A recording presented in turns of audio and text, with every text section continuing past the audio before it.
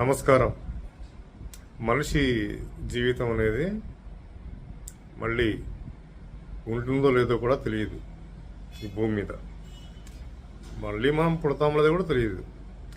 అందువల్ల ఎవరైనా సరే కూడా మీకు ఇష్టం ఉండేలా, మీకు నచ్చేలా బ్రతకడం నేర్చుకోవాలి. ఎవరిని ఇబ్బంది పెట్టకుండా, ఎవరి కోసమో నచ్చేట్టుగా, ఎవరో ఇష్టపడితే అట్లాగా ఉందామని మాత్రం ఎప్పుడూ ప్రయత్నం చేయకండి. ఎందుకంటే ఇది మీ జీవితం కాబట్టి మీరు ఎలా ఉంటే బాగుంటుందో అలాగా ఉండటం నేర్చుకోండి.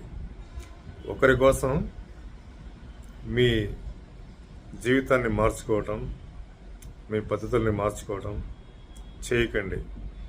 ఎందుకంటే ఎవరి విధానాలు, ఎవరి పద్ధతులు వాళ్ళకి మంచి ఆనందాన్ని కలిగిస్తాయి. ఎలా అంటే ఇప్పుడు పుట్టుకతోటి పులి దానికి మచ్చలు కలిగి ఉంటాయి.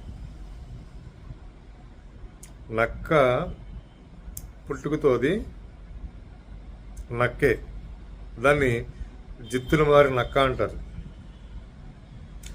ఒక రోజున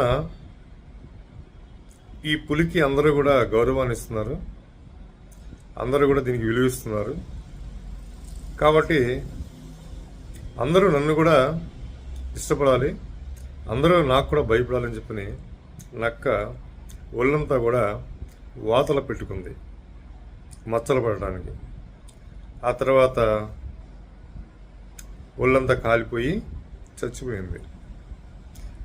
నక్క అనేది జిత్తులు మారిన నక్క కాబట్టి పుట్టుకతో ఎలా ఉంది, దాని పద్ధతి విధానం ఎలా ఉంది, అది అవలంబించిన విధానంలో సుఖపడింది బాగా.